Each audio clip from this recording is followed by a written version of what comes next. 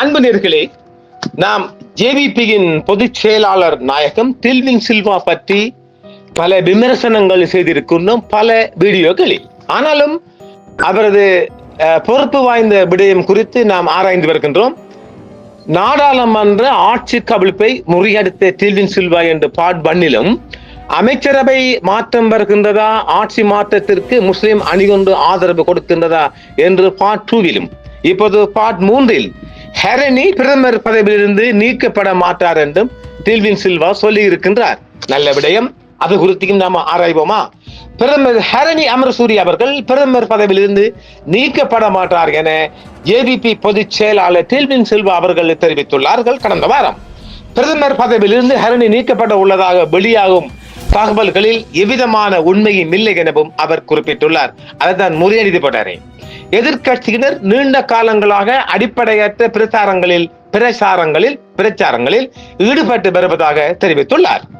எதிர்கட்சிகளினால் அடிப்படையற்ற வகையில் முன்னெடுக்கப்பட்டு வரும் பிரச்சாரங்களில் எந்தவித உண்மையும் கிடையாது எனவும் அவர் குறிப்பிட்டுள்ளார். முன்னதாக ஹெரணி அவர்களின் அமைச்சு பதவியினை பறிக்கப்படும் எனவும் பிரதமர் பதவியினை நீக்கப்படுவார் எனவும் செய்யப்படும் பிரச்சாரங்களில் உண்மை இல்லை என டில்வின் சில்வா அவர்கள் தெரிவித்திருக்கின்றார்கள். மேலும் எதிர்கட்சிகள் காணும் கனவுகளை அவர்கள் நிஜமாக்க இவ்வாறான போலி தகவல் அடங்கிய சமூகத்தில் பரப்பி வருவதாக ஜேவிபியின் பொதுச் செயலாளர் டில்வின் சில்வா குறிப்பிட்டுள்ளார்கள். அவர்களுக்கு ஒரு நன்றிகளையும் நாம் இவ்விடத்தில் தெரிவித்துக் கொள்வோம். ஏனெனில் நாம் ஏற்கனவே 2 காணொளியும் சொல்லி இருக்கின்றோம். டில்வின் சில்வா அவர்கள் பிரதமர் பதவியை பாரமெடுத்து ஒரு 40 தினங்களுக்குள் நாடாளுமன்ற ஆட்சி கவிழ்ப்பு நடந்திருக்கும். அதை முறியடித்திருக்கின்றார். மீண்டும் மனதார அவர்களை நாம் பாராட்டுவோம். மக்கள் விடுதலை முன்னணியின் பொதுச் செயலாளர் டில்வின் சில்வாவினால் யாழ்ப்பாணத்தின் நூலகம் ஒன்று திறந்து வைக்கப்பட்டது கடந்த வாரம். யாழ் கண்டர்மடம் பகுதியில் அமைந்துள்ள தேசிய மக்கள் சக்தியின் யாழ்ப்பாண தலைமை காரியாலய வளாகத்தில் குறித்த நூலகம் திறந்து வைக்கப்பட்டுள்ளது. ஜேவிபியின் பொதுச் செயலாளர் டில்வின் சில்வா எல்லை நிர்ணய செயல்முறை முடியும் வரை மாகாண சபை தேர்தலை நடத்த முடியாது என்றும் கூறியிருக்கின்றார். ஒரு பக்கமாக அதன்படி புதிய எல்லை நிர்ணய செயல்முறை நிறைவடைந்து அடுத்த ஆண்டுக்குள் மாகாண சபை தேர்தல்கள் நடத்தப்படும் என்றும் அவர் தெரிவித்திருக்கின்றார். எமது பார்வையில் 2026ஆம் ஆண்டிலும் மாகாண சபை தேர்தல் நடைபெறுவதற்கான வாய்ப்பு இல்லை என்று எம்மால் சொல்ல முடியும். யாழ்ப்பாணத்தில் நடைபெற்ற ஒரு நிகழ்ச்சியில் பங்கேற்ற போது இதை வெளிப்படுத்திய டில்வின் சில்வா மாகாண சபை தேர்தலில் தேசிய மக்கள் சக்தி எளிதில் வெற்றி பெற முடியும் என்றும் மேலும் அவர் கூறியிருக்கின்றார். எல்லை நிர்ணய செயல்முறை முடிந்ததும் மாகாண சபை தேர்தல்கள் நடத்தப்படும் என்றும் இலங்கை அரசாங்கம் மனித உரிமைகள் உயர் ஸ்தானிகர் அலுவலகத்துக்கு எழுத்துப்பூர்வமாக அறிவித்துள்ளது.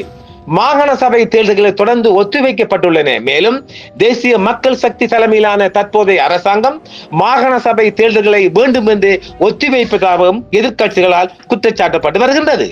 இருப்பினும் மாகாண சபை தேர்தலை எதிர்கொள்ள அரசாங்கத்திற்கு பலம் இல்லாததால் அரசாங்கம் வேண்டும் என்று அவற்றை ஒத்திவைக்க நடவடிக்கை எடுத்துள்ளதாக தற்போதைய எதிர்கட்சி குற்றம் சாட்டி வருகின்றது. மாகாண சபை தேர்தல்கள் காணாமல் போனதற்கு தற்போதைய அரசாங்கமும் எல்லை நிர்ணய இறுதி என்பதை ஒரு நியாயப்படுத்தலாக பயன்படுத்தி உள்ளது வருத்தமளிக்கின்றது. முந்தைய அரசாங்கங்கள் தேர்தல்களை தவிர்க்க இதை பயன்படுத்தின. மனித உரிமைகளுக்கான உயர் ஆணையர் அலுவலகத்தின் இலங்கை அறிக்கைக்கு எழுத்துப்பூர்வ பதிலில் இலங்கை அரசாங்கம் எல்லை நிர்ணய செயல்முறை முடிந்ததும் மாகாண சபை தேர்தலில் நடத்த நடவடிக்கை எடுக்கும் என்று கூறியுள்ளது.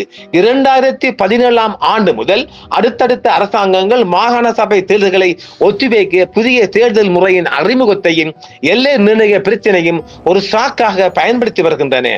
2023-24 உள்ளூராட்சி தேர்தல்களை நடத்துவதை உறுதியாக எதிர்த்த தேசிய மக்கள் சக்தி கட்சியின் தலைமையிலான தற்போதைய அரசாங்கமும் கிட்டத்தட்ட ஒரு வருடமாக அதே பாதையை பின்பற்றி வருவதாக எதிர்கட்சிகள் குற்றம் சாட்டி வருகின்றன.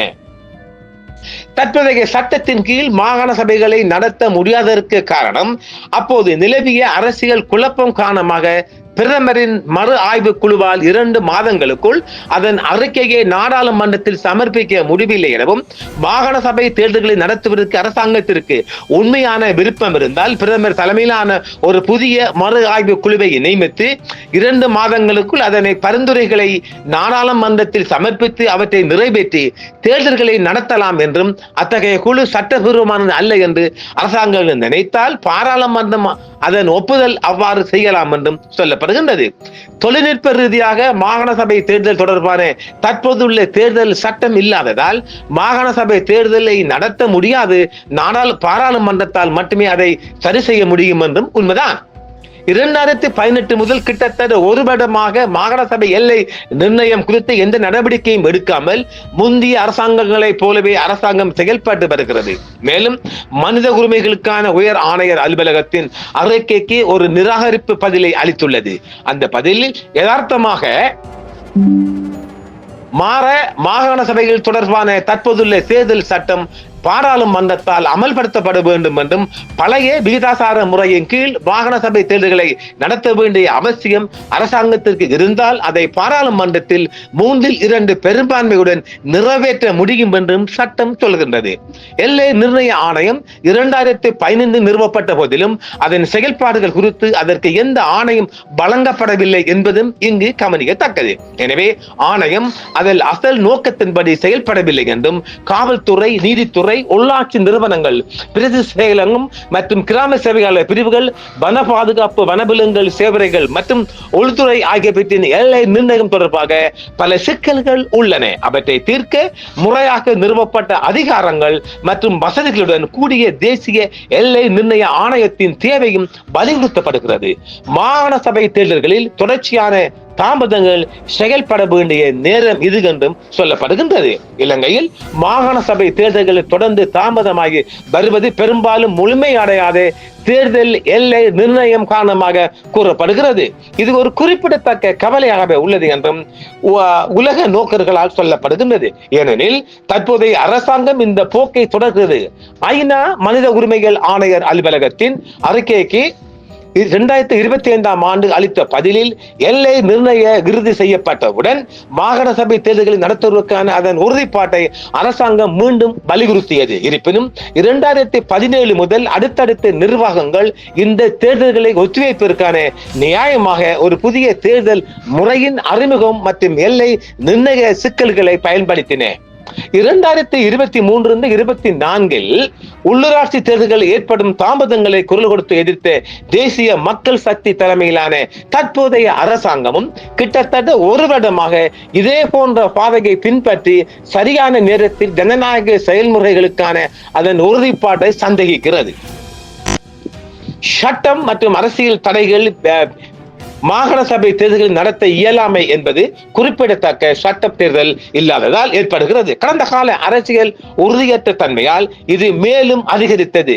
இது பிரதமர் தலைமையிலான மறு ஆய்வு குழு தனது எல்லை நிர்ணய அறிக்கையை குறிப்பிடத்தக்க காலத்துக்குள் நாடாளுமன்றத்துக்குள் கொண்டு செல்ல உள்ளதாகவும் தெரிவிக்கப்படுகின்றது. உண்மையில் சொல்ல போனால் 2015 நிறுவப்பட்ட எல்லை நிர்ணய ஆணையம் தெளிவான ஆணையின் பற்றாக்குறையால் பயனற்றதாக உள்ளது. இதனால் காவல்துறை, நீதித்துறை, உள்ளூர் அரசாங்க அமைப்புகள், பிரதேச செயலகங்கள், கிராம நிர்வாகங்கள் என்று அத்தனை நிர்வாக சேவையும் எல்லை நிர்ணய ஆணையம் அவசரமாக அறிக்கைகளை சமர்ப்பிக்க வேண்டிய தேவையும் இருக்கின்றது. மாகாண சபை தேர்தல் நடத்துவதற்கு அரசாங்கத்திற்கு சந்தர்ப்பம் இருக்கிறது என்றும், ஆனால் சில சட்ட சிக்கல்கள் இருக்கின்றன.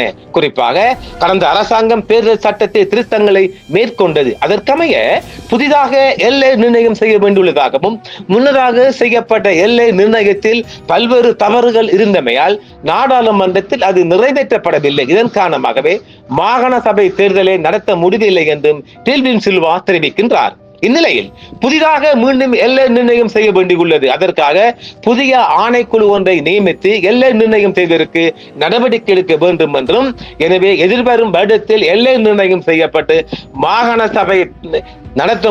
சபை தேர்தல் நடத்த முடியும் என்றும் அவர் சொல்கின்றார். ஆக இதற்கமைய ஜனாதிபதி தேர்தல், பாராளுமன்ற தேர்தல் மற்றும் உள்ளூராட்சி மன்ற தேர்தலை வெற்றி கொண்டது போன்று மாகாண சபை தேர்தலையும் தேசிய மக்கள் சக்தி வெற்றி கொள்ளும் என மக்கள் விடுதலை முன்னணியின் பொதுச் செயலாளர் டெல்வின் சில்வா தெரிவித்திருக்கின்றார். அதாவது நாம் இங்கு ஒரு விடயத்தை பலமாக எத்தி வைக்கின்றோம். தற்போதைய நிலையில் நாம் ஏற்கனவே சொல்லியிருந்தோமில்ல, ஜேவிபி லோக்கல் பொடியில் 20 லட்சம் வாக்குகளை பின்னோக்கி பின்னடையும் தோக்கும் என்று. தோத்திருக்கா? கிட்டத்தட்ட 23.5 லட்சம் வாக்குகளால் ஜேவிபி தாங்கள் பெற்ற வாக்குகளில் பின்னடைவு கண்டு தோல்வி கண்டுள்ளது. தற்போது இந்த போதை வஸ்து மற்றும் ஜனாதிபதிகளுக்கான முன்னாள் ஜனாதிபதிகளுக்கான விசேட சலுகைகள் ஆகியவற்றை குறைத்துள்ளதால் இழந்த வாக்கில் இருந்து சுமார் ஒரு 5 லட்சம் to 7 லட்சம் வாக்குகளை ஜேவிபி இப்பொழுது கைப்பற்றி இருக்கின்றது. இன்னும் கொஞ்சம் அதாவது இன்னும் சில நடவடிக்கைகளை நாட்டில் எடுக்கின்ற போது மேலும் அது இழந்த வாக்குகளை ரீகவர் பண்ணலாம் என்பதையும் நாம் எட்டி வைக்கின்றோம். அதனால் இன்னும் ஒரு வருடம் கடத்தப்பட வேண்டும். அதற்காக எல்லை நிர்ணயம் அதன் அறிக்கைகளை சமர்ப்பிக்க வேண்டும், அதை கொடுக்க வேண்டும் என்ற ரீதியில் அதை இழுத்தடித்து சென்றால் ஒரு வருட காலத்துக்குள் நிச்சயமாக இந்த விடயத்தில் ஓரளவு மாகாண சபை தேர்தலை நடத்தினால் வெற்றி பெறலாம் என்று ஜேவிபி கருதுகின்றது. இங்கே நாம் இன்னொரு கருத்தையும் பதிவு செய்ய வேண்டும். இந்த மாகாண சபை தேர்தல் தேவையே கிடையாது, அதை ஒழிக்கலாம். அதை அவர்களில் 3/2 பெரும்பான்மை இருக்கின்ற போது அவர்கள் எந்த நிமிடமும் அதை ஒழித்து வெற்றி பெறலாம். ஆனாலும் அவர்கள் ஐநா மனித உரிமை ஆணையாளர் கொடுத்த ஒரு எழுத்து மூல அறிவுறுத்தலின் பிரகாரம் மாகாண சபை தேர்தல்களை இவர்கள் நடத்தி ஆக வேண்டும் என்ற ஒரு நிலைப்பாடும் இவர்களுக்கு இருக்கின்றது. ஆனாலும் தற்போதைய நிலையிலும் அவர்கள் ஒரு மாகாண தேர்தலை சந்திப்பார்களானால் ஏற்கனவே லோக்கல் பொடியில் கிடைத்த வாக்குடன் மேலதிகமாக சுமார் 5 லட்சம் வாக்குகள் அதிகமாக கிடைக்கும்.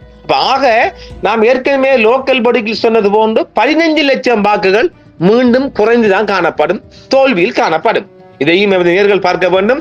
நாம் அந்த லோக்கல் பொடி தேர்தல் குறித்து பல நேர்காணலில் வழங்கியது 2 மில்லியன் 20 லட்சம் வாக்குகள் தோல்வி பெறும் என்று. அவர்கள் 23.5 லட்சம் வாக்குகளை பின்னோக்கி தோல்வி கண்டிருக்கின்றார்கள்.